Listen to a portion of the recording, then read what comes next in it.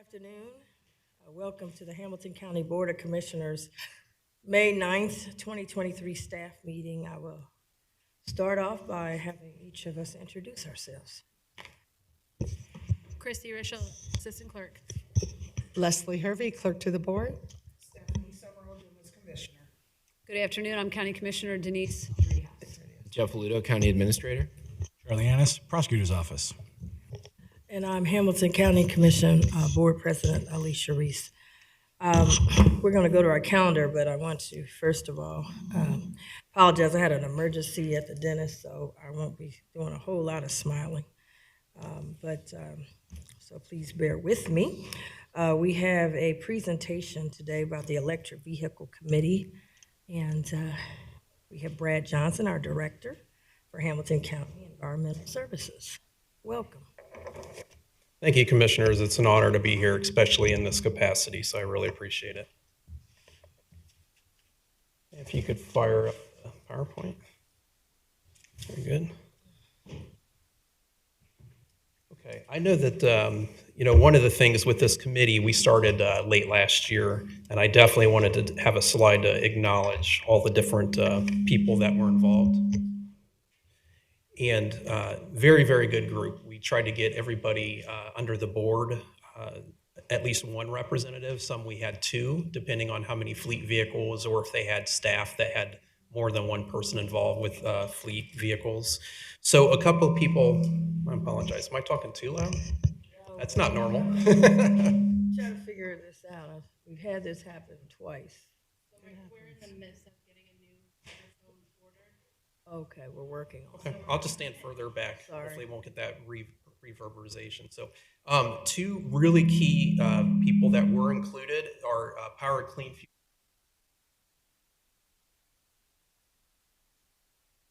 Them up because it's really critical to have your experts involved in any type of committee. And to be quite honest with you, none of us were experts. So we wanted to make sure that we had experts at the table, especially Duke. Duke is really the first line that you need to have involved because you need to make sure you have the capacity at these locations where you're looking to put in EV charging infrastructure. I also wanted to thank the board. If you remember actually it was in August of last year, I believe it was Commissioner Drehouse's staff had brought forward Power Clean Future Ohio, which is a nonprofit organization to help out local governments. They were a tremendous asset throughout this process as well, so I wanted to make sure I acknowledge them. And two people beyond just the normal, I know Mr. Beck's here, so I appreciate we have more than one member, but Planning and Development, Mark Boswell, who's up here, and then Carrie Caslin, who's actually with Environmental Services. They were two. In any team environment, there's always people who step up even further and do contributions. Those two individuals did a lot of work with this committee, so I really commend them. Wanted to make sure you're aware of that. All right, so how did we go about this, and what did we find? So this is going to be very, very high level. So I will say, Can I just make a suggestion? yeah. If we want Brad to sit up here where the microphone isn't doing that, and so he could still be on camera, still happy be to do so. heard, but yet, no offense, Charlie, but maybe remove Charlie from the seat for the moment. That sounds great. Yeah, because it's too much reverb right now. It's too distracting, I Brad. just asked about. Yeah, we thought wanna pay have attention. A cordless microphone we used to Oh, all have. right. I don't know where it is. I want to look for This is a good idea. Test. I was going to say, don't come to me for the legal advice.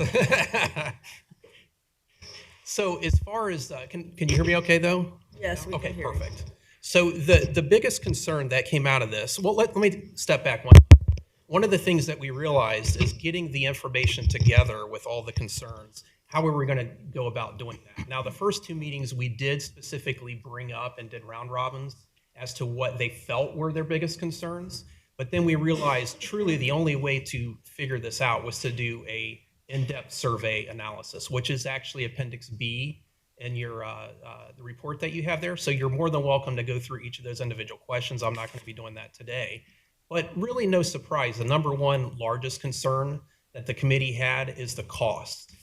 Both the infrastructure and the vehicles. To give you an idea, cost-wise, where we are right now, For a level 2 charger, that would be the type of charger that takes a few hours to charge up a vehicle that might be low in capacity. You're looking at around $20,000 per charger for one of those.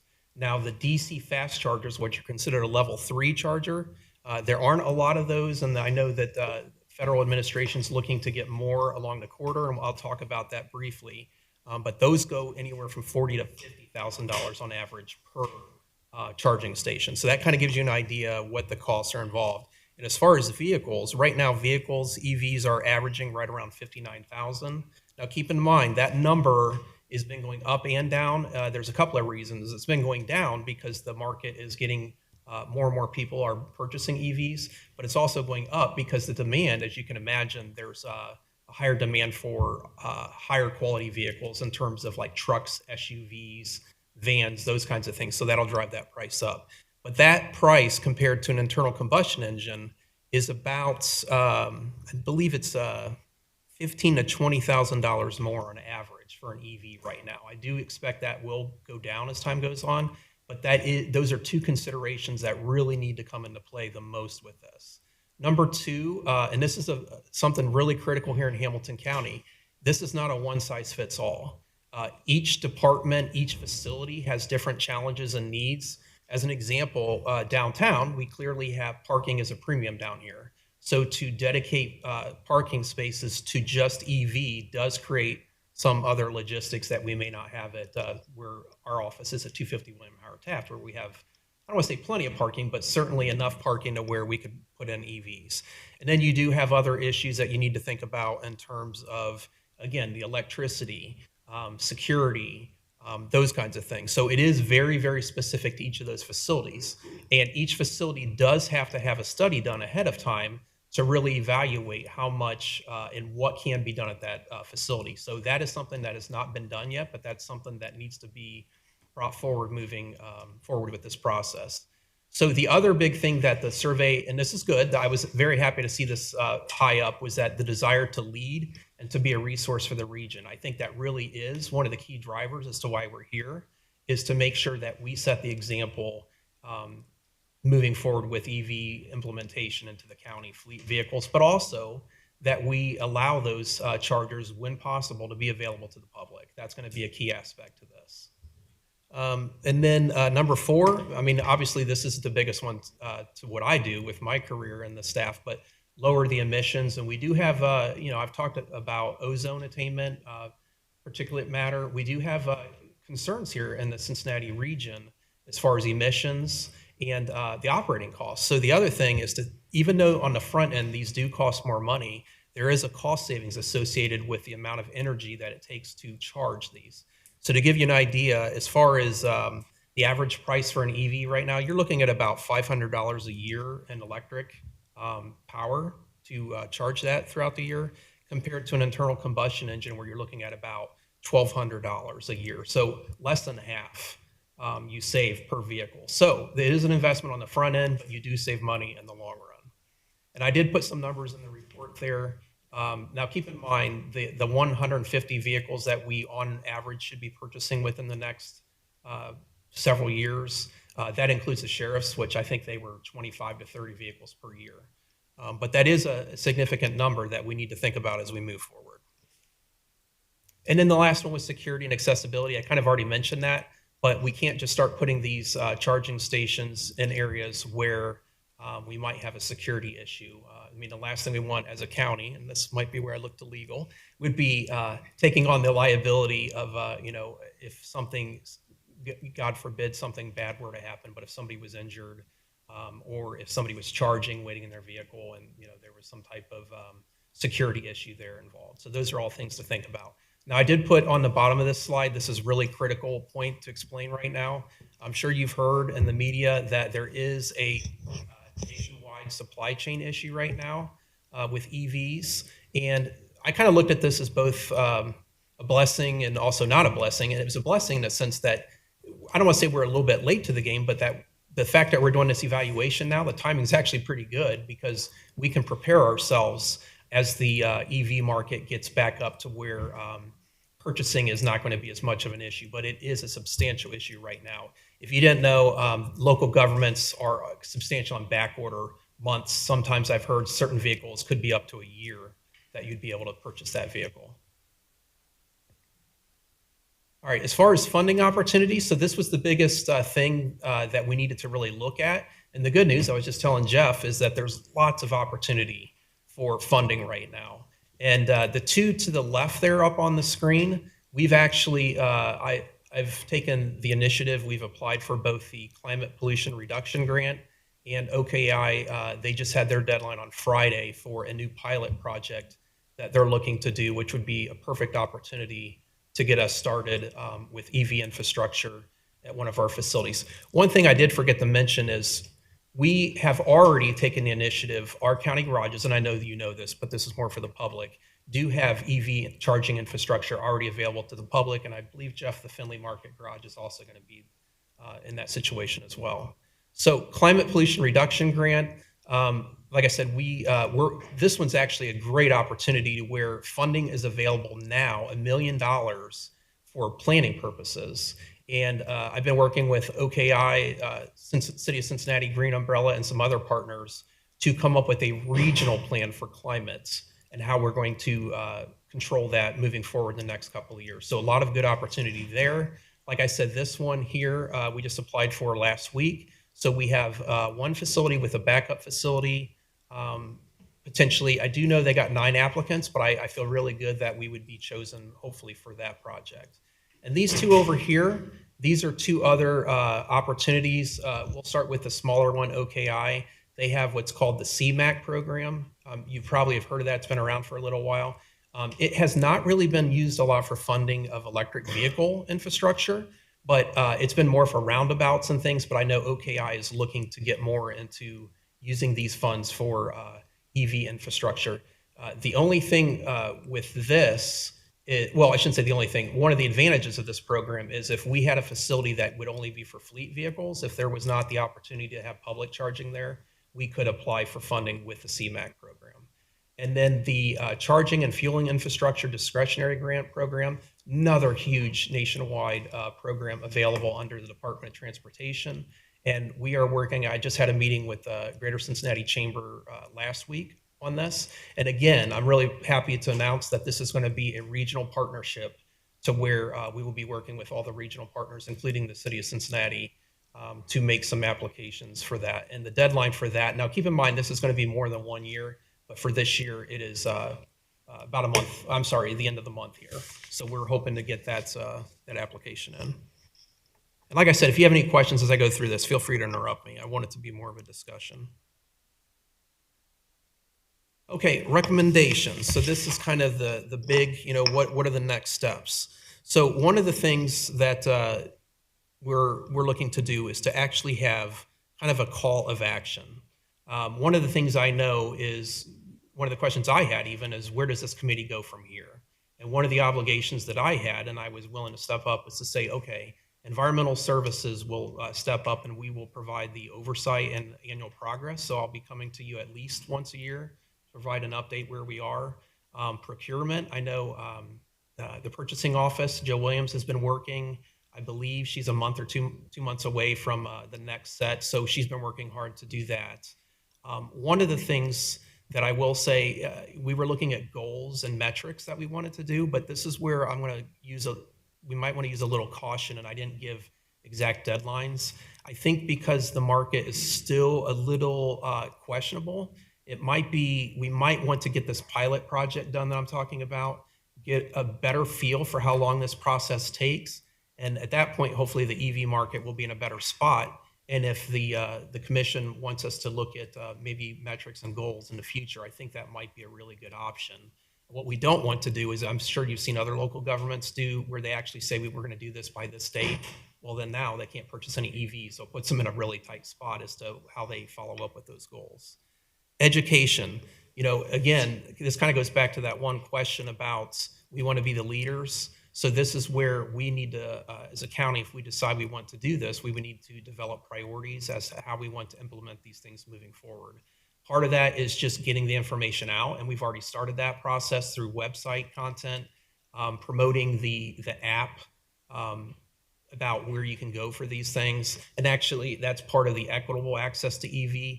One big thing, and this goes with any program, I've started this at Environmental Service, you always have to have that diversity, equity, inclusion lens on. And we want to make sure that we incorporate that from the very beginning. So we want this to look at, are we hitting those areas that may not have charging infrastructure? Or quite simply, what if you have an apartment where you don't even have a place to park, you're parking on the street? How do you get the charging done in those areas? So those are things we need to look at. And the third one here is the training.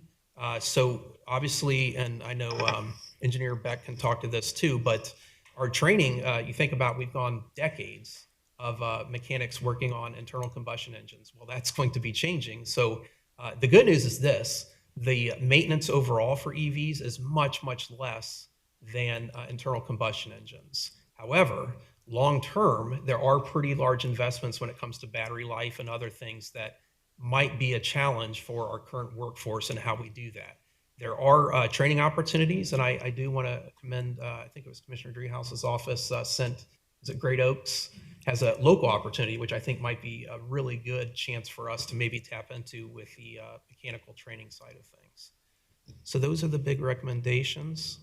And I know it's a short presentation, but I'm happy to take any questions you might have. Thank you for your presentation. I'll open it up. Vice President Dreehouse. Thank you. Thank you for the presentation, Brad. Thank you, and thanks to all the partners in the county for doing this. I mean, this is something that we need to think about. I read through the Appendix B very quickly while you were talking and read through some of the results there. And I'm glad that people are really giving this some serious thought and looking to be progressive on this front. So thanks for putting it together, for having the meetings, for engaging with all of the other county departments. So I was wondering, as we look through action steps and really partnerships, who is in this space already that we can work with to try to harmonize our efforts and maybe save money. And so I think of the city of Cincinnati, who already has some EVs, and so they've already thought through some of these infrastructure issues related to maintenance, related to charging. And so I'm wondering if we could benefit from some of that and maybe partner with them when it came to some of the infrastructure that we know we need for EVs. I don't know if that's possible. I don't know, because we're on different sides of the city, if that's practical, but I'm wondering if the committee thought through not only a partnership with the city, but any other partnerships. Great Oaks is a good example of how we can partner with other agencies. Absolutely. To be quite honest with you, I think you hit the nail on the head, is that's where our success is going to come in. So for the city of Cincinnati, I think our advantage is lessons learned. There's already a lot of lessons learned that they've gone through. And we have, now they weren't a part of this committee, but we've been in communication with the city of Cincinnati from the very beginning, mainly their fleet services and then their Office of Environment and Sustainability. And I did ask the question regarding like maintenance, what they do. And right now they try to keep it as in-house as much as possible. I believe they're right around 20 vehicles. They've been, it's been difficult for them to purchase electric vehicles, but they do very minor repairs. And if there's a major repair, like say a battery has a leak or something, because one of the things is the batteries have to be cooled. A lot of people don't realize with internal combustion engine, you had to keep your engine cooled while it's running. Well, the battery has to stay cooled, especially even when you're not using the vehicle. It might be out in the sun. There's a cooling process that keeps it cooled down. Something like that they do not do. But having said that, as time moves on, there could be an opportunity for partnerships to where we could work together to maybe have some centralized or a service to have those worked on. The other thing we've been working on with them is data. So they have GPS devices on all of their EVs, and that allows us a good opportunity to see how much cost saving they're getting through this. So yes, we've been doing that, but to answer your question, I think there is more we could do, and part of it is going to be the process of this funding. And I'm really happy to say that they've been on board to work with us and assist with us on this. Well, that's great. And so the time is now, as you said, related to funding, not only through OKI, but some of the federal government grants that are available for EVs as we think about building the infrastructure, not only the cars themselves, but the charging stations and all the rest of it, to get us where we need to be when the supply chain starts to ease up a little bit and we have the opportunity to buy some EVs. So I didn't fully understand the part about parking, is it anticipated that if we had EVs for the engineer's office, for the sheriff's office, when they came down, the employees came down, would they be charging then while they're at work? Is that the idea, as opposed to charging like at home? That doesn't make any sense. I mean, how does that, where do they charge, I guess is the So question. it depends on the department. Let's use the sheriffs as an example. A lot of the deputy sheriffs take their vehicles home with them, so that would create an issue. They could go with a level 1 charger. A level 1 charger is just your normal plug into the wall. It takes quite a bit of time, but you could charge it overnight. But how would we reimburse them? That could be an issue. Some other issues would be the courthouse down here. Say you have a judge who has an electric vehicle, and we would clearly like to accommodate them and have charging available. But so we could maybe work to where if they have designated spots, but what happens for a parking facility where they're not designated? So when that vehicle leaves, that empty spot becomes valuable real estate, so to speak. Engineer Beck, I don't know if you had anything on your end you wanted to add with your staff and your vehicles. Okay. But that's, I don't really want to speak for those departments, but I know that those were some of the things that were brought up in this committee. So, Okay. because at our facility, that's not an issue. I'm just envisioning the EV hookups outside our building for the 3 county commissioners. Yeah, so there's a lot to think through. I think basically is what my takeaway from your presentation is that we're looking at it. It's something we can do, but there is a bit of infrastructure that needs to be built out and a lot of thought that has to be put forward here. So really excited about this work. Really excited about the idea of partnership with the city and OKI and others. So thank you for doing this, and I look forward to hearing from you. I hope it's not a year out. I hope we hear from you before then as we start to get this ramped up so that we can kind of keep track of how we're doing on I this. can tell you that the goal for me is to have our first pilot study done within the year. But again, things can change. Okay, great. Thank you. Thank you, Commissioner Dumas. Thank you. Brett, I wanted to know, how long has your committee been meeting? I'm sorry, I didn't hear How the long question. has your committee been meeting? We started in, I believe it was September of 2022, and we've been meeting monthly. Okay. And the reason why I asked the question is it was a very general presentation. For me, I need more specifics and more details, and I know it's fluid depending on what grants we get or we don't get. I would like to see, just in general, if we don't get all these grants, and we may have to supplement the process, what that looks like for the county. I noticed on your first sheet you had costs, you had infrastructure and vehicles. And I'm certain that, as you mentioned earlier, that training costs would be something that we need to factor in, and also maintenance costs, as you said earlier. Just if I could have some numbers, just general numbers, like you were asking about how long does it take to charge a vehicle. We kind of talked about that at OKI, but it would be helpful for me. In addition, when you say train mechanics, are those existing staff, or are we going to get specialized people to do that? Okay. And you had also on your paper, on your PowerPoint, short-term for some reason. I don't know what that meant. Yeah, I apologize. I did kind of skip over that. So we kind of gave 3 different categories in the report. Some we called immediate. So like the pilot study, we could get on that immediately. The education, we could get on that immediately. Short-term was more within the next year or so to look at an option for training. Because we don't have EVs right now, there's no immediate need to have that training available, but it's something we need to be looking at. And then equitable access to EVs, that's both an immediate and long-term, if that makes sense. So, yeah, I apologize. Good question, though. I didn't put that in there. Yeah, no problem. And then I remember seeing State of Ohio was on your PowerPoint. Can you just tell me what that means? Yeah, so a lot of these programs are, even though they're through the federal government, they are giving, so an example would be the Department of Transportation. They run that through the state program. And then sometimes, like OKI's, for example, that actually is a state program, and then they send it to the regional. So we have kind of the trifecta. We have national opportunities, state opportunities, and these regional opportunities. And quite frankly, I think we should take advantage of all three. Absolutely. Thank you so much. Appreciate it. That's all I have. Thank you, Director Johnson. I had a few things. I think the idea and the cause, the end result that we're trying to get to, I think is the right direction. However, I think we've got to highlight a couple things. Right now, how large is our fleet? We have that in here. Let me look. I believe it's over 1,000. I believe it was like, do you remember? Just Engineer wanted the Peck? public to know, because they don't. Let me see here. Thought I had a copy of the report here with me, but I don't.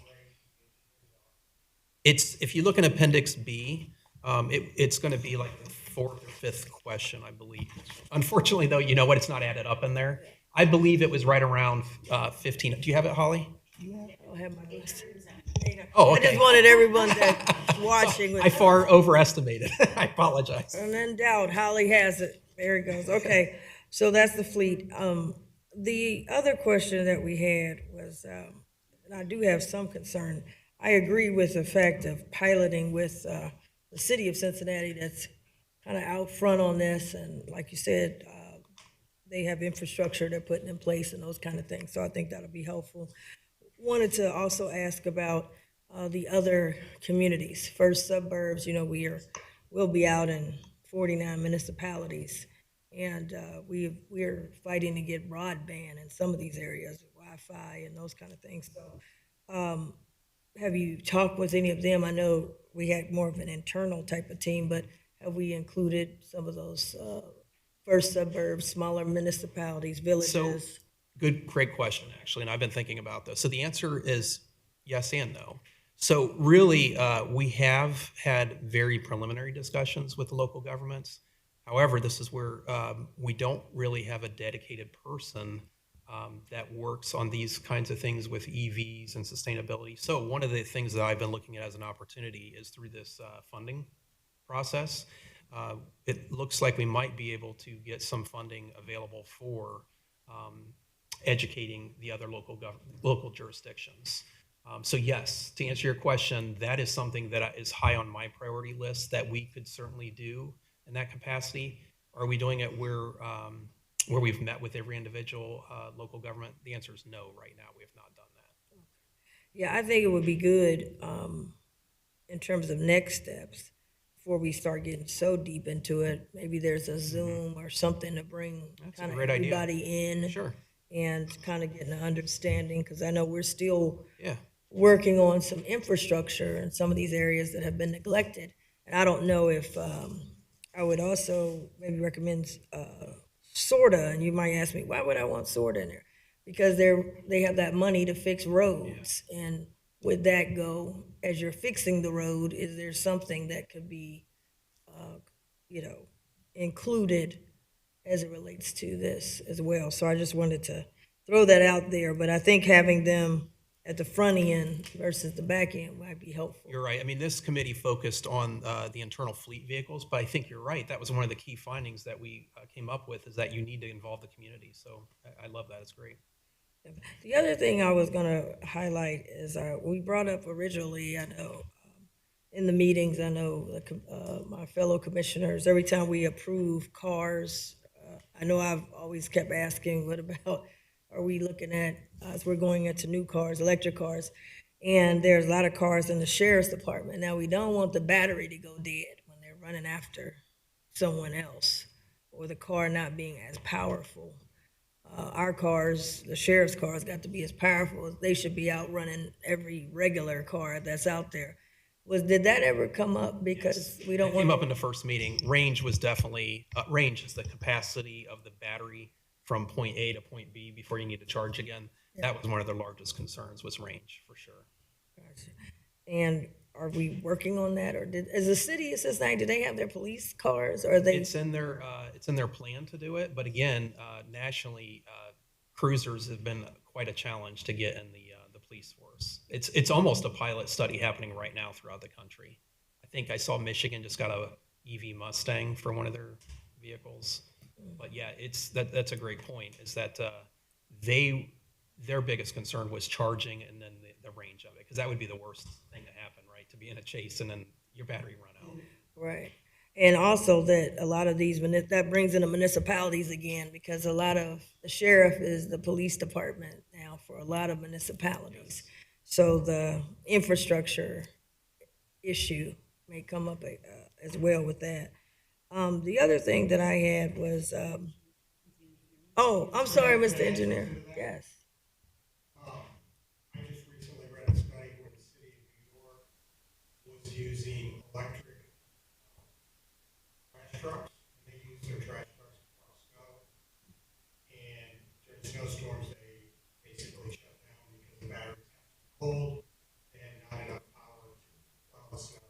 So there are some studies out there for some of the heavy duty trucks that the electric stuff following up on those to make sure that we're up to date on what's going on. Got you. That's good. Those are some concerns that I would have. The other thing is, are the chips used for these vehicles, or is that an issue? Chips? I don't know a lot about cars, but Oh, you mean just like, yes. would that be a electric chips. concern? Because we've had a, Early on, that was certainly one of the bottlenecks in the process, but I've not heard that as being an issue for at least EVs. I don't know if anyone else has heard that or not. so It's very similar to the regular. Yeah. regular car, okay. Let's see. And then those charging stations, I see Duke Energy on here. I love my friends at Duke, but they went up on the prices of people's bills. Will we see that? Who's paying for these charging stations? And would that go up? Well, that's, would the electric service bill go up? It's a good question. I don't know if I'm qualified to answer that. I mean, I'm not so much will it go up, but if I'm Duke, of course, I'm all for this electric cars because obviously that's more customers. When we put these charging stations in, who pays for it? Do we put a credit card? I don't have The a, way they are right now, like we're in a parking garage, you can put a credit card in and charge it. okay. So that's one of the logistics things that will have to be worked out as well. Can the public come up and charge, or is it just for county vehicles? If it's county vehicles, we'll need a way to monitor, on the charge. And if it's a private vehicle, then what rate do we charge them? Pretty standard, there's, I believe, 4 chargers over in the garage. Normally they're empty, or an electric vehicle parked there and not charging. So I don't know what the rate is. I thought it was like 32 cents a watt hour when I saw it. Yeah. So the person charging their vehicle is actually paying for the electric. Currently in the county parking lot. Okay. They'll have to be separated Yeah. between county vehicles and private vehicles. But it is a good question. So I think I can kind of break down your question into certain parts. So we did find out through this process that I think you're talking about the actual chargers, correct? Who Yeah. pays for the chargers? So the charger, here's where the county comes in. The county is responsible for the conduit, the padding, getting the electric to the site. Now, Duke does have some responsibility with that. Now, most chargers are being funded through these grant opportunities, or the government, the local government picks up. So I can say, so at Environmental Services, 250 William Howard Taft, our budget did the study to bring EV chargers there. Now, once we put it out to request for proposals, that's where things, to Engineer Beck, and the county garages have a profit sharing program through a company called Electrata.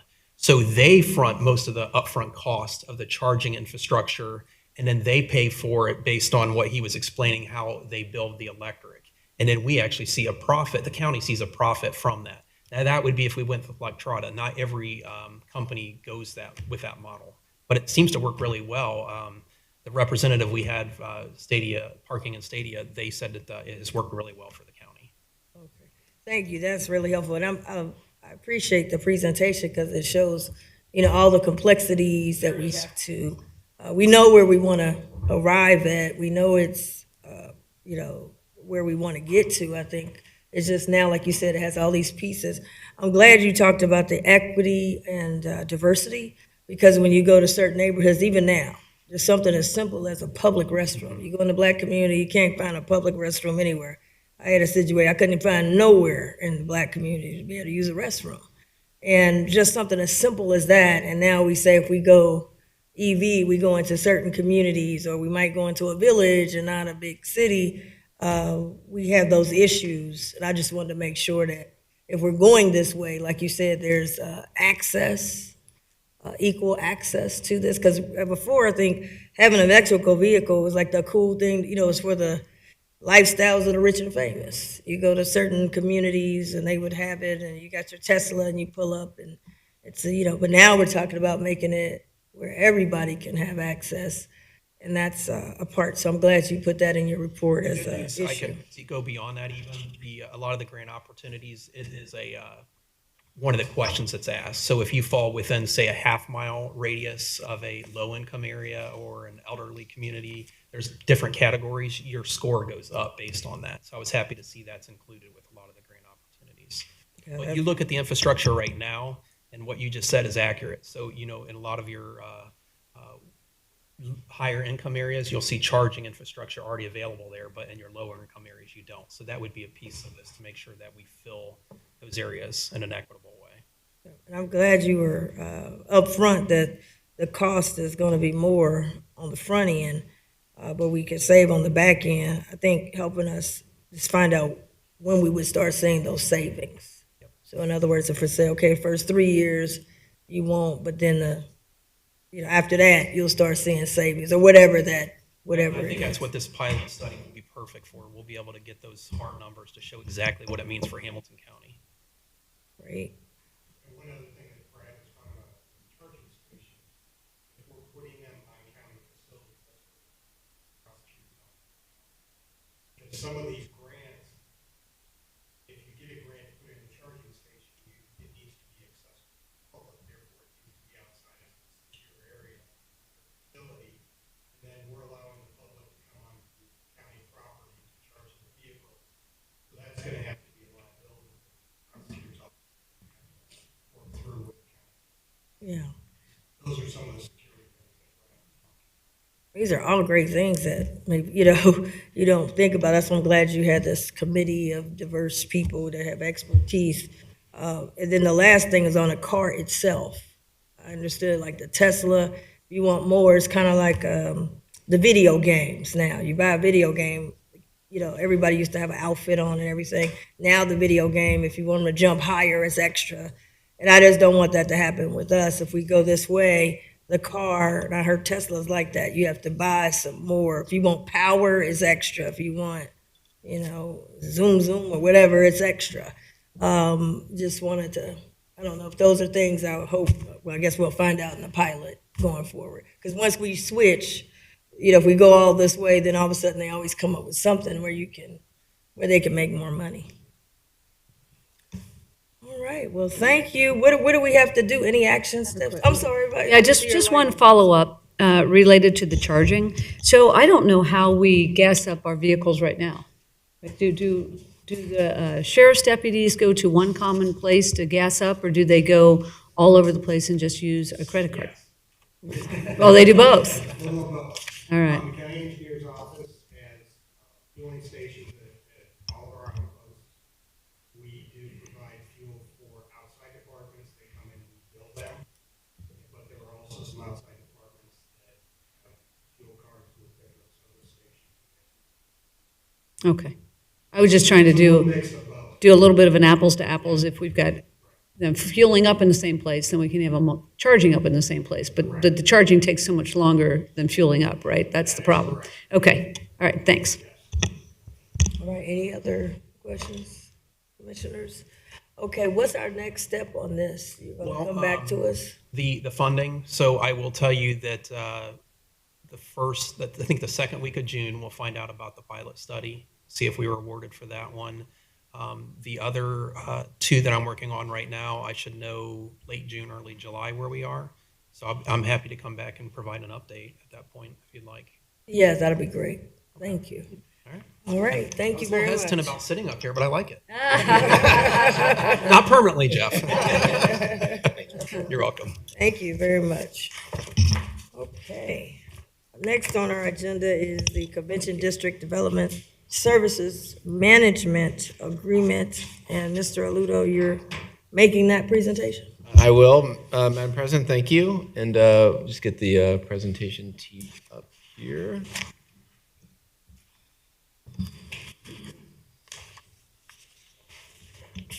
All right, and I think I can flip through this now. So thank you, Madam President, thank you, Commissioners. We blacked out for just a second. So this is a presentation to talk about some of the work that we're doing with the Convention District. As the board knows, as we go about implementing the plan for the Convention District, we have a lot of different balls in the air right now. We've got design work going on. We've got solicitation for a construction manager. We've got negotiations with a hotel developer. The board heard from Portman last week or very recently, development of a financial plan. And we're working with our partners over at the city and with 3CDC on all of these areas and have been since early 2022. So today, wanted to walk the board through a draft of a development services agreement between the county, the city, and 3CDC that will memorialize the roles of each party and formally engage 3CDC in this work. So as you see in the slide, the purpose of this development services agreement is to formally engage 3CDC to perform pre-development services on behalf of the city and the county. The county and city both mutually passed resolution and ordinance back in early 2022, engaging 3CDC broadly, but we've never done anything that has formally structured the roles for for all three parties, the county, the city, and 3CDC. So just a little bit. So I'm just going to walk you through multiple slides that just give you some of the high-level details on this particular agreement, and then certainly answer any questions the board might have. So the parties to the agreement, again, would be the county, the city, and 3CDC, who we otherwise term as the manager in this agreement. The agreement would start upon execution of the agreement itself and then terminate upon the earlier of the manager's completion of the pre-development services or December 31st, 2024, unless the parties decided to terminate sooner. So the role of the manager or 3CDC under this particular agreement is to conduct pre-development services related to the Duke Energy Convention Center, the Headquarter Hotel, and the Convention District. Under the agreement, the manager is responsible for hiring, engaging various consultants and contractors for this pre-development work. So for example, as you can see on the slide, this entails recommending a capital improvement program and cost estimates for the Duke Energy Center. It entails working with a design team to develop schematic and design drawings, engaging and working with a construction manager to develop a guaranteed maximum price for the project, developing a financial plan for the Convention District, and presenting that financial plan and guaranteed maximum price to the elected bodies for approval. And they would do this through the hiring of architects, cost estimators, engineers, financial advisors, and construction manager. And just so it's not confusing, I know some of this stuff has been detailed to the board in advance. So, and if that's what you're thinking, you're correct. A lot of this is codifying work that has already been going on, but again, is just memorializing it so that we can formally engage 3CDC in this process and also set a framework for moving forward as well. The hotel development. So there is the agreement details that the manager's responsibility related to the Headquarter Hotel project. So conducting a search for Headquarter Hotel developer, negotiating an agreement with that developer, developing a financing plan for the hotel development, and obtaining approval of the county and the city for the plan. As the board is aware and heard recently, Portman Holdings has subsequently been selected as that preferred developer. And those negotiations are still in process or in progress. The agreement also includes language, as the board is aware, that there was as 3CDC went about acquiring the Wex Garage property for use by the headquarter hotel, the county and the city are contributing credit support to that loan received by the by 3CDC from the state of Ohio. And that is an ancillary part of this agreement. So I'll be discussing some funding issues here in a bit, and I just wanted to make sure that the board knew that this is irrespective of the county's role as it relates to the Wex Garage. The third component of the convention of the pre-development services relates to district planning services.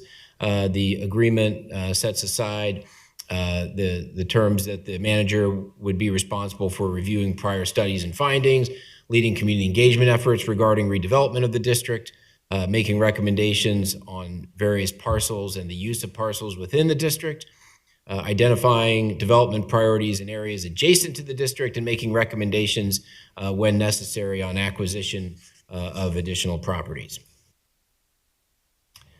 So in terms of funding for these pre-development services, the city has committed $7 million to the pre-development services. So any funding committed above that would be at the manager's risk. So until now, 3CDC as the manager has been essentially floating those costs. So the dollars that as they've incurred or brought on financial advisory services, architectural services, et cetera, the vast majority of that has been dollars that it has floated. The city, however, has committed $7 million to those pre-development services and have discussed with 3CDC a mechanism for reimbursing them for many of those costs. As I indicated, no county funding is committed in this agreement for pre-development services, but I did want to just again identify for transparency purposes the credit support that we have committed to the Wex Garage through a separate agreement. So if the financing plan is ultimately approved, the county funding would then be allocated towards the project, and that includes the occupancy tax and the other funding sources that we had talked about as part of that overall financing plan for the broader convention district. And the agreement also holds that the parties may modify or extend this agreement, and it does hold the idea of negotiating a development fee for the manager moving forward in the project.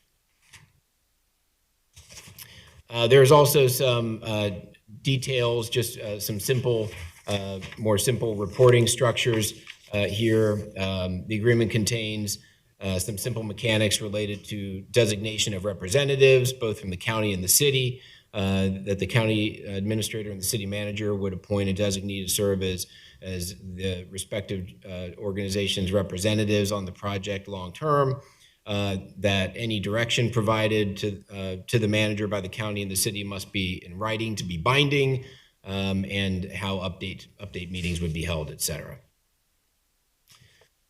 There is a section on diversity, equity, inclusion in the agreement. So as this is a city building, would be structured through city procurement rules. The MBE goal would be set at 20%, the WBE goal at 10%. There's also an aspirational goal in there as well as 5% for each of those. So ultimately, a 25% goal, MBE, 15% WBE for the work associated with this would be primarily for the Duke Energy Convention Center. The agreement references that the county and the city would work in good faith to help the manager achieve those goals.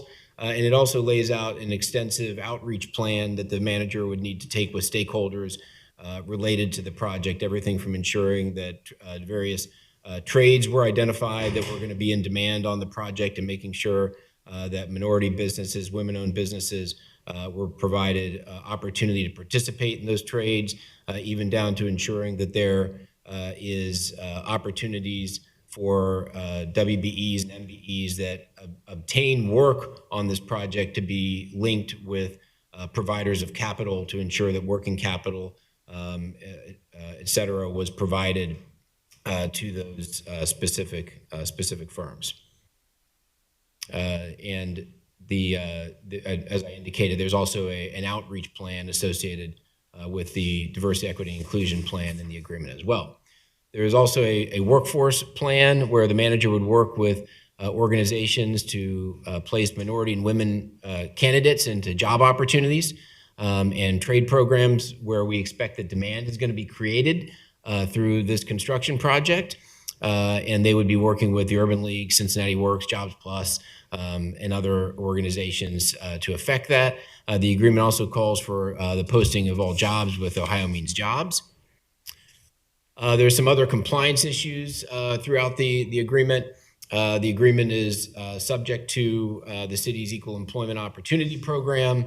The wage enforcement would be managed by the city of Cincinnati. The county and the city would be listed as additional insureds on all contracts. I'm just rattling through a few things. I know this is pretty dry stuff, but just so the board understands, the termination for the agreement, the county may withdraw from this agreement at any time upon 30 days written notice. There's also a termination for cause provision as well, which the manager would have the ability to cure. And there's also a dispute resolution process for the pre-development services work, where the county and the city would work in good faith to resolve the disputes. If there is no resolution within 5 days, the city, given the fact that it is funding the pre-development work and this is a city structure, could make the decision after those 5 days, but that also the county could withdraw from the agreement if it didn't like that solution. So there's an incentive there to ensure that the parties do reach an amicable conclusion.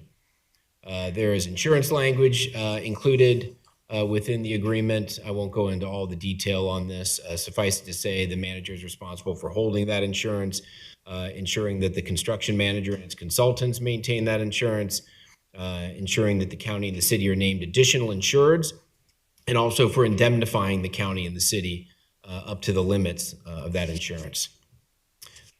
There's also in the agreement, Commissioners, a section that is completely non-binding, that essentially sets the framework forward as we move forward, assuming that the county and the city approve the financing plan associated with the convention district.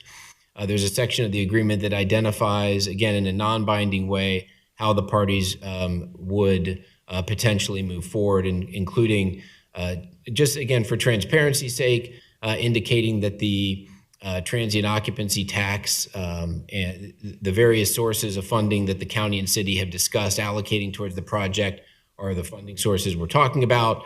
That there would be good faith efforts to determine the allocation of the TOT residual or the occupancy tax residual, how we would think about ownership of the Duke Energy Convention Center and the Millennium Hotel site, the contracting process, how project oversight would run, the process for resolving potential cost overruns, and all of those different things like project closeout laid out in a non-binding way at this point, again, simply to ensure the parties are starting to discuss those items. So, Commissioners, again, I know this is probably one of the drier presentations we've walked through recently, but I did feel it was necessary for the board to just get an overview of this agreement. Again, this is, for the most part, things and activities that we've been discussing at some level for some time. In terms of the fundamental work here of the Duke Energy Convention Center renovation, the headquarter hotel, and the district planning services. I don't think there's much surprise there in terms of the activities, but as we go about codifying and memorializing the roles of each, I just wanted to make sure that we had a chance to discuss that publicly, and then certainly answer any questions that the board may have as we move forward. So with that, Commissioners, I'll open it up for any questions. I will open it up, Vice President Driehaus. Thank you. Thanks, Jeff, for the presentation. As you say, we've been talking about this for a while, so I'm glad to have a presentation that delineates some of what is moving forward by way of the agreement between 3CDC, the city, and the county. But I think I'm familiar with the terms of most of what you just went through. So I really don't have any questions other than because this is a joint venture with the city and the county, and as you say, the city is the one that is going to be paying for the pre-construction work. What is the status with the city of Cincinnati related to the agreement? So the city is reviewing the agreement just as we are right now. There is a section in the agreement that deals specifically with pre-development funding. And my understanding is that the city of Cincinnati and 3CDC are still working that language out. So I don't have a status on that as of the hour, but I did talk with both the city and 3CDC yesterday, and they were still working on that. I have not gotten a revised version yet, but I'm expecting to get a version, another version of the agreement that would include final verbiage as it relates to the expectation or the agreement between the city and 3CDC as to how the pre-development costs would be reimbursed at this point. And so just along those lines, I guess I do have a question. So because we're talking about pre-development costs and that being borne by the city, after that phase is completed and we talk about development cost, do we have any idea what the county would anticipate, I guess, in addition to the city, by way of any cost related to the development? So the development as a whole or development fee? The fee. The fee? Not formally as of yet. No, so we would start those discussions soon, though. But again, all of that contingent upon a financing plan being approved. Okay, great. Thank you. Thank you, Commissioner Dumas. Jeff, I have a good presentation. Just wondering, approval of the agreement, is there a timeline on when everybody's going to agree or not agree? I know you say they're reviewing it. So the city, 3CDC, and ourselves, is there a timeline to come to a? Good question, Commissioner. In terms of a timeline, so the county staff has reviewed the agreement. County legal counsel has reviewed the agreement. I know Roger is here. At least he's behind the pillar. So I know, and Roger, I know had asked a number of questions of this. In the development of this agreement, I believe all of which, the vast majority of which, are reflected in the current version. So really, at this point, Commissioner, what I'm waiting on is feedback from the city and 3CDC as to they're reaching agreement on the pre-development services aspect of it.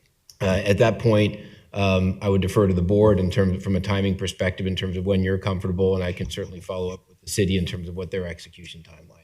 Thank you. I would be remiss if I didn't say that, and I received, I think, a question from all three offices about, gosh, I know 3CDC has been working on this for a while. Why didn't we do this agreement a while ago? And I can say that this agreement has been in construction for a significant period of time, over which point in time 3CDC has been floating those costs. So I know they would like to get this done as quickly as possible, but obviously both the city and the county need to be comfortable before we would execute. So, thank you. And just a couple comments. The inclusion plan, I'm real happy with the numbers that we're looking at for the MBE and WBE. So those are good numbers that we want to reach. As you said, if we can go 5% more or even more, that would be great. And I'm also impressed with the workforce plan and the partners that we're pulling in for the workforce plan. So, and I also like the fact that after we sign the agreement, if we do, that we have the ability to back out of it if there's for good cause, if there's something that we find is not going the way we want it to go. So thank you, I appreciate that. And Roger for helping out with that. Yeah. That's all I have. Thank you. I do have a couple questions. One is that I was concerned about the timing because we received this on a Sunday, and I've always said this publicly, Sunday I'm not reading anything but the good book. And I've asked many times for us not to receive very important documents on Sunday. My office received this on Sunday night at 8:00 p.m. to put on the calendar for the day Tuesday. Now, we can say that we have had several conversations, but conversations and a contract are two different things. So I wanted to put that out there, that I don't like to receive things on Sunday, and would hope that it can be respected like other folks that receive things on their holy day. We don't do it. I've said it, so I'm going to say it again and keep saying it. When I first got down here, I asked for that to discontinue, but it has not. So we received this and this is nothing new. I've communicated this to Mr. Aludo before, but we got this at 8 o'clock at night on a Sunday, and there are a lot of things in here. I'm just getting around to really reading the detail. We did a resolution, and we were told that this resolution would allow 3CDC, and it has a scope of work, and they could get started. And then now we've getting a document, we're saying that the county has no financial obligation. Or maybe let me make that understand, will there be another document? Because when this was presented to us, it was said that 3CDC came in, Mr. Lieber said there'll be no cost. They're gonna do this absolutely free. And I had brought that up, I said, free? And then I said, now normally when we do stuff, we have what you call an RFP.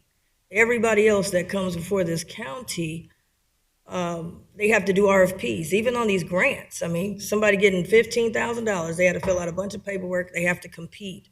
But when we do some of these bigger things, we never have to compete. The Port Authority doesn't have to compete, automatically gets $2 million every year, plus I believe almost $800,000 in operating costs. Never has to compete.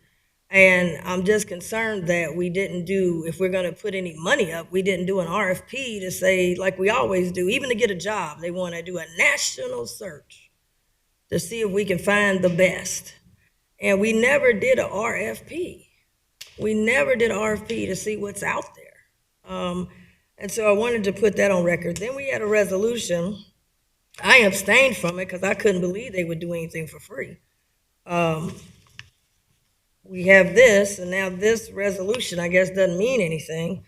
Now we've got this product, and there are a couple of things I wanted to highlight. Number one, Mr. Ludo, I'm just finding this out. I want to thank Vice President Driehaus, asked for some clarification, and it brought up another question for me. The city, you said the city's putting up to $7 million.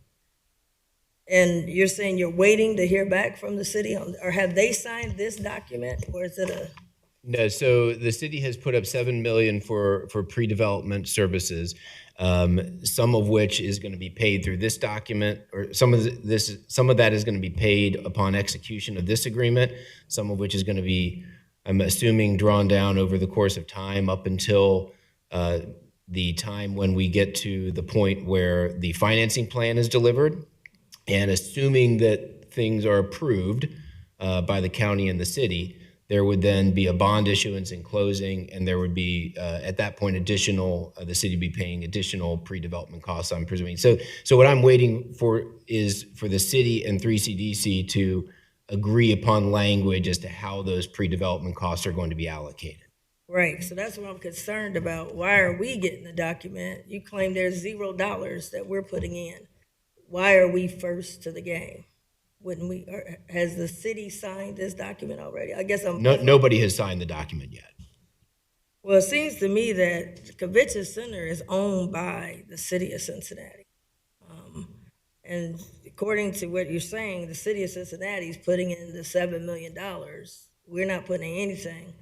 It seemed like they would be the first to sign something prior to us. I don't know why we would be signing on to something. And let me be clear. I'm not asking the board to sign this until I know that it's an executable form for the city as well. This would be something that a signing would be jointly coordinated, so we'd be doing it essentially at the same time. I would not ask the board to sign something before I knew that the city of Cincinnati was going to sign it. Well, that's what I was confused about, because when I got this at 8 o'clock on a Sunday night, and you said it really needed to be on the Tuesday agenda, and they haven't signed anything, I don't see why it would have been this. It would give us time to read it. We could have had it any Tuesday. But my understanding, you want it Tuesday and with a possibility of a vote on Thursday. But they haven't signed anything at the city. They haven't, but it's my understanding they are moving to do it expeditiously.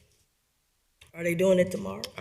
Commissioner, I can't tell you exactly when. I mean, I'm just saying, we're I understand the dependent on question. you to bring the information, because we can't go there. And I'm saying, was it that important to get us something at 8 o'clock at night on a Sunday, a holy day for me, and maybe others, and have it on the agenda today, and you don't even know if the city is doing anything right away or not? And to me, even if they were, they should be doing something themselves, not us, because they're putting up $7 million. You claim we're not putting up anything. So I don't know why we would be rushing. Are we putting up some money in this document? No. So again, the city of Cincinnati is paying for the pre-development costs associated with the pre-development work. So if the city is ready to execute that this week or next week, I wanted the board to have it as quickly as possible. So you received this at the same time that you received my normal weekly report, just so you have it at the same. You know I'm against the normal weekly report on a Sunday. I've already said that. But my point is, wouldn't this resolution cover us? Even if they signed a document without us, and they're putting up, it's kind of, to me, the city's situation. They got $7 million, they put the money on the table. That's a good And point. we're already covered with this resolution. Well, I right? think that's a The very, scope of work attached to it that was voted on, that was an emergency to get done. that's a very good point in terms of, I think, some of the most critical contents of this particular agreement does relate to the pre-development funding. However, the document does go further in terms of establishing approval rights for the county on certain things, et cetera. And I think those are things that are important to the board as well as we move forward with the process. So it really establishes a framework for how the parties are going to work together through the pre-development process, which were only very generally spoken to in that initial resolution back in January of 22. So then brings me to Part D. And like I said, I've only had a chance to really skim through this. But Part D, city and county representative. And on here it says that the county's representative respectively as agents fully authorized and empowered by the city and county respectively to perform the duties and functions set forth.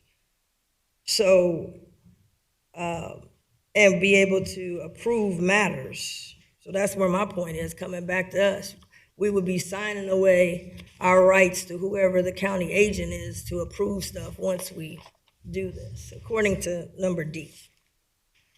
Yeah, I'm not a lawyer, but this is what it has on here. Yeah, no. And it says, and to bind the city and county as to the matters provided herein, to bind us. So once we sign away this, it says the county's representative / agents fully authorized and empowered by the city and the county to respectively perform the duties and functions set forth and to bind the taxpayers of Hamilton County once we sign this. So I would have a question about that. Yeah, so that is in section, Commissioner, what page, can you reference the page? I'm on number? page 4, section 1, number D. City and county representatives. So shall Where's each be, so the city and the county, so the county administrator, the city manager, either the city manager or the county administrator or designee shall be the county and city's representatives respectfully as agents fully authorized and empowered by the city and the county to perform those duties and to bind the city and the counties provided that such request for approval or direction by the manager for the county must be in writing, and each such approval or direction by the county's representative must be in writing to bind the county. So nothing can bind the county without it being in writing. So essentially, if there are project meetings, management meetings that happen, and this is the case in many other projects that we deal with all over, there are representatives of the county that are meeting on whether it's the Finley Market Garage project or the banks, where we empower people to deal with and give direction to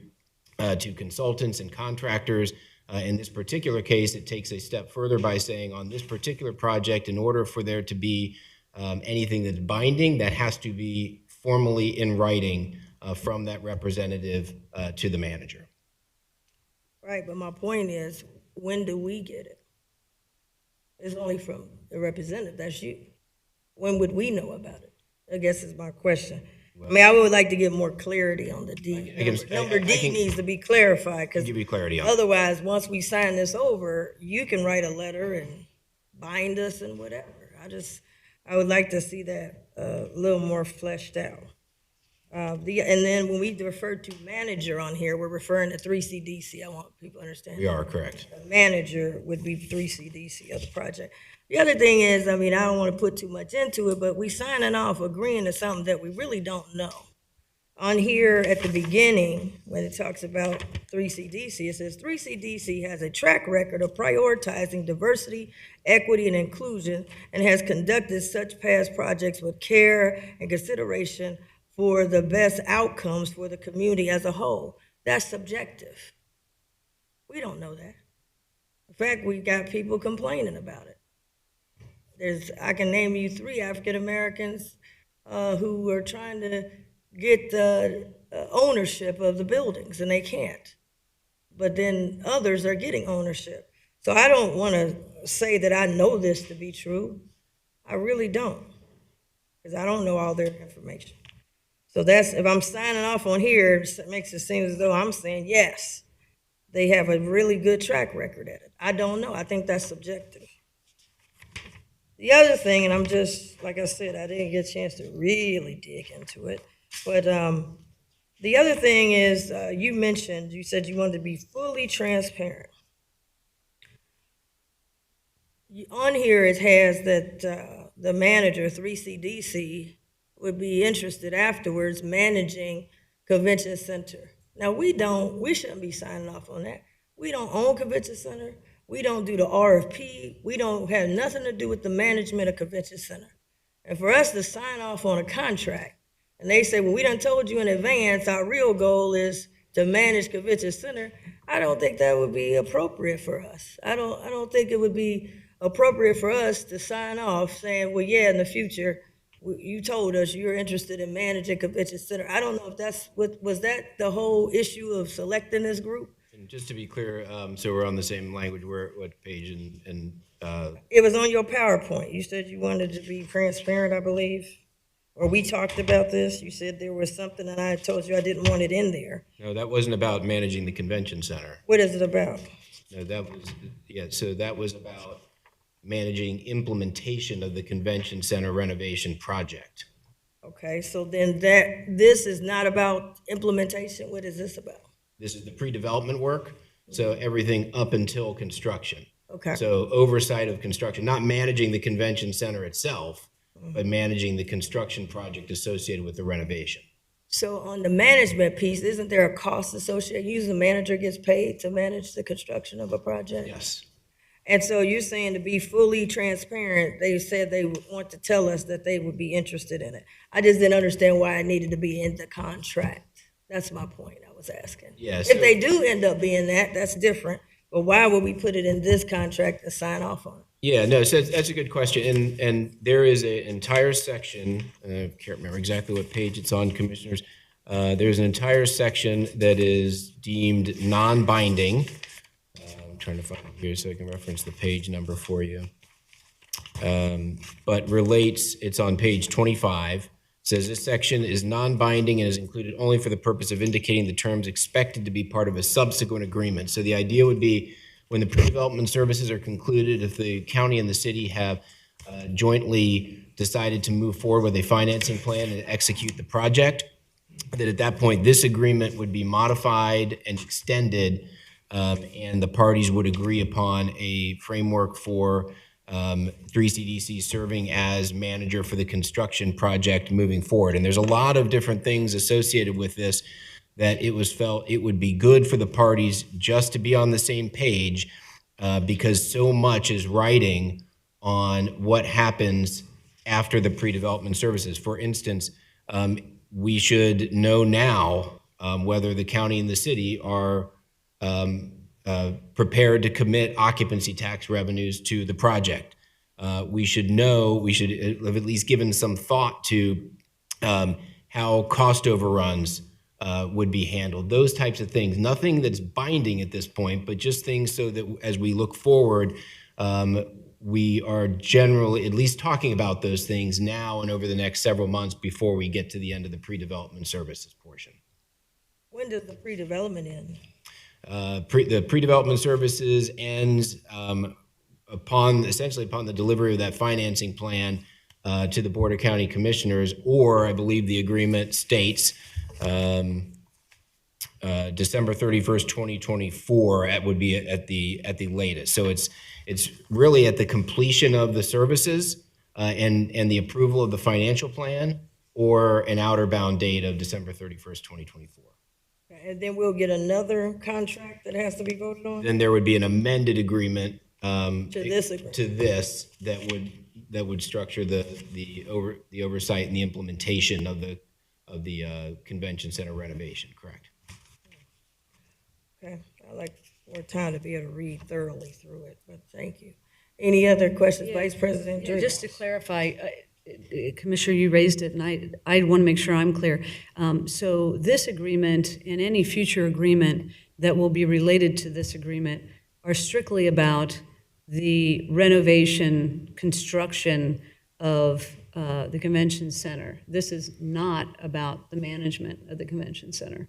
Is that This correct? is not about the management of the convention Okay, center. I That is just wanted to be absolutely clear on correct. that point, because, yeah, my understanding is this is pre-development and development. That's it. And then anything that we're agreeing to here is related to that construction. That's it. Is that right? Correct. With the caveat being that there are two other components of the convention district project, that being the hotel and the broader district planning. Yes. And those are both included in here as well. Okay. The convention center relates more to where the county and city funding would be allocated, so it takes on a bigger preponderance of the discussion. But those other two, as we know, are of vital importance and critical importance. Thank you. So I just needed some clarity. Yeah, no, thanks. I wanted clarity because I didn't know why it needed to be in here and the non-binding part of the contract, if you will, or even mentioned in this contract. I thought even this is pre-development, but the actual development part of it, that's the one part I'm very concerned. And the fact that we were told they were doing this, because someone was begging them 3DC to do it. He was just trying to help people out. And I just wanted to make sure any type of money that we're up front with, what is the money part? Because I doubt if this could be a free situation. No, sure. So, and as we said, so we know that they have been floating, the 3CDC has been floating dollars on this from the beginning. The presentation to the county back in January did indicate that there would be no funding requested of the county for pre-development services. I think the city and 3CDC have had subsequent discussions on that. And the city has come out with their agreement to fund the pre-development services. I think they feel, we know from the county's perspective that we have a vested interest in the convention district and the convention center. And while I can't speak for our friends at the city, I think that they feel that they have an even intensified level of risk, given that it's a city facility, and thus they wanted to put that money out there to make sure that this thing gets to the starting line and gets kicked off. So I think that's why they had put that money out there specifically. Any county money associated with a fee would be discussed as it relates to moving forward in the broader implementation project, not for pre-development services. I just wanted to make sure, because you're saying all we're doing is amending this contract. And what I did, I guess where I got a little confused was this original resolution that is binding and it has their scope of work. This dealt with the pre-development. So I thought we were done with that portion of our, I guess, relationship by passing this resolution that was passed by and you said you had to sign it. And it has all the pre-stuff.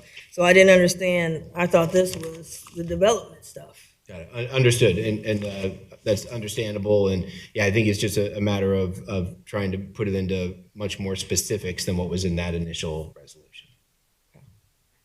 Okay. Well, all right. You'll keep us posted. Yes, I will. Okay, there's no further business. We are adjourned. Oh, you want to make a motion? Oh, 'Cause I'll second it. I was getting happy with Just the, second that motion. I make a motion to adjourn. Commissioner Reese, Yes, Commissioner Dreehouse. Yes. Commissioner Summer Dumas. Yes. thanks.